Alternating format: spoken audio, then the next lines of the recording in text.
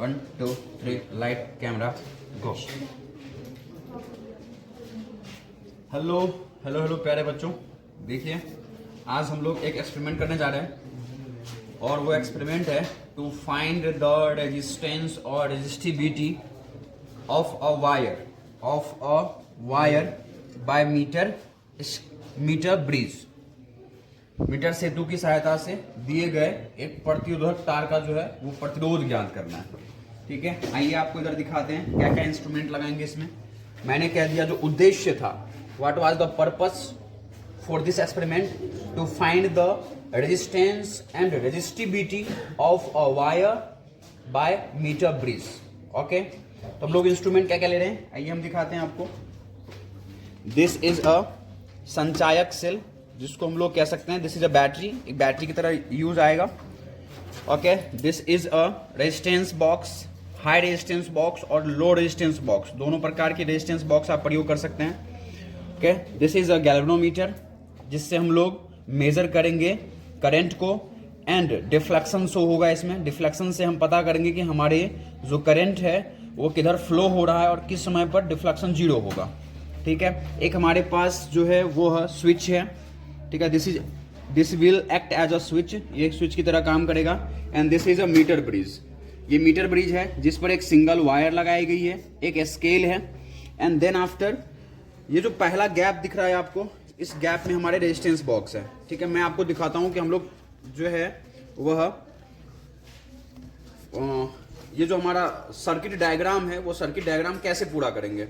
आप इस बुक में देख सकते हैं कि हमारे पास एक बैटरी है, this is will serve as a battery, ये बैटरी की तरह वर्क करेगा। इस बैटरी के पॉजिटिव टर्मिनल को आप मीटर ब्रिज के एक टर्मिनल को पॉजिटिव बना देंगे। ठीक है, दिस इज अ बैटरी, इस बैटरी के धनात्मक टर्मिनल को आप एक पॉजिटिव कर देंगे। देख लीजिए बैटरी का पॉजिटिव कौन सा होगा, द रेड टर्मिनल, जो रेड से जो रेड है ना कलर से जो दिखाए होंगे वो आपका पॉजिटिव टर्मिनल होगा। उस पॉजिटिव टर्मिनल से हम लोग मीटर ब्रिज के एक टर्मिनल को हमने ऐड कर दिया, तो ये क्या हो जाएगा हमारे पास पॉजिटिव टर्मिनल। उसके बाद जो हमें कह रहा है बुक, वो कह रहा है कि जो हमारा बैटरी है उसका निगेटिव टर्मिनल कुंजी से जोड़ेंगे, तो है ना स्विच से जोड़ेंगे। तो देख लीजिए ये ब्लैक वाला हमारा निगेटिव टर्मिनल है, इसको हमने this is a connecting wire, इसको कनेक्टिंग वायर कहते हैं, हिंदी में कहे तो संयोजक तार कहते हैं। तो इसको हमने एक स्विच से जोड़ दिया। ठीक है, उसके बाद स्विच का जो सेकेंड टर्मिनल है, बच्चों ध्यान रखिएगा, जो स्विच होती है उस स्विच के पास कोई भी पॉजिटिव और निगेटिव टर्मिनल नहीं होता है। तो इसके पास जो आपके पास सेकेंड टर्मिनल है उसको देख लीजिए किससे जोड़ा गया है, मीटर ब्रिज के सेकेंड टर्मिनल से। तो देख लीजिए मीटर ब्रिज के सेकेंड टर्मिनल से हमने जोड़ दिया। ठीक है, तो दिस ये जो टर्मिनल है आपका मीटर ब्रिज का वो किसकी तरह एक्ट करेगा, this is will act as a negative terminal. ठीक है, तो जो आपका प्राइमरी परिपथ था, जो प्राइमरी सर्किट था, वो आपका जो है वो कनेक्ट हो चुका है। अब आपके मीटर ब्रिज में दो गैप्स देख रहे हैं आपको।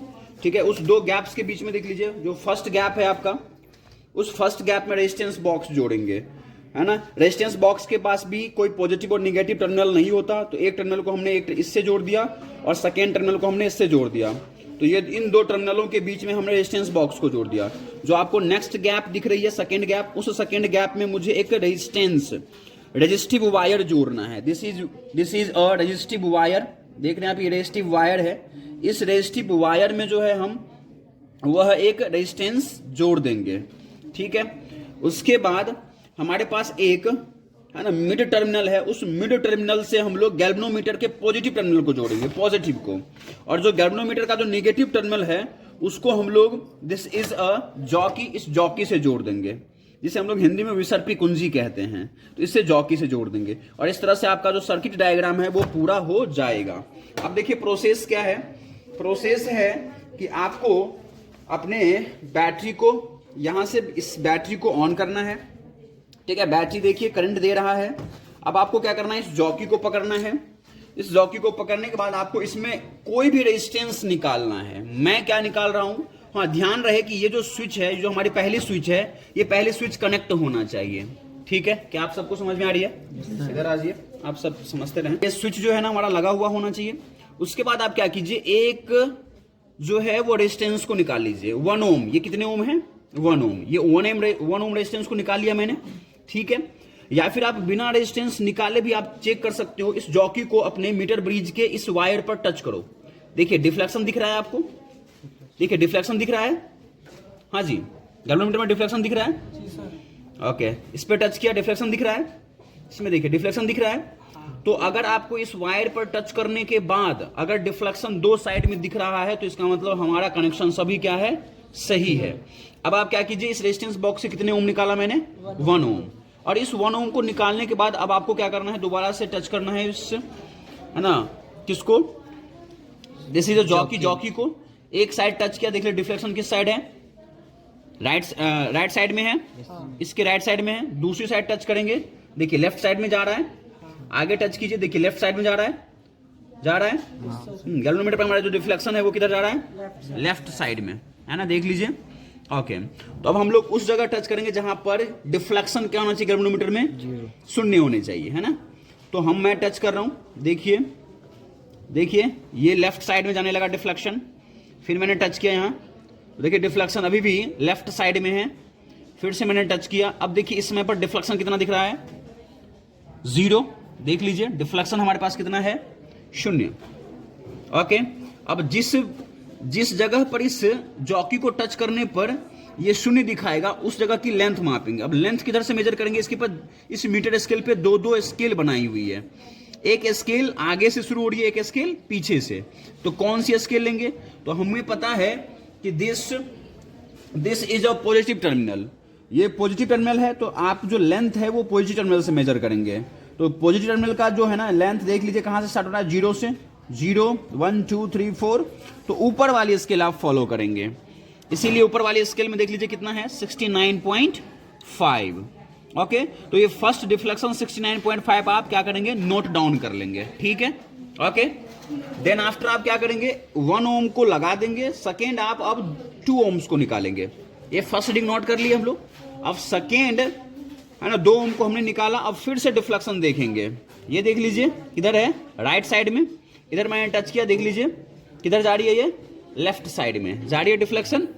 मैं दोबारा से टच किया तो देखिए अभी भी किधर है, राइट साइड में। अब मैं दोबारा टच किया, ये देखिए राइट साइड में जा रहा है।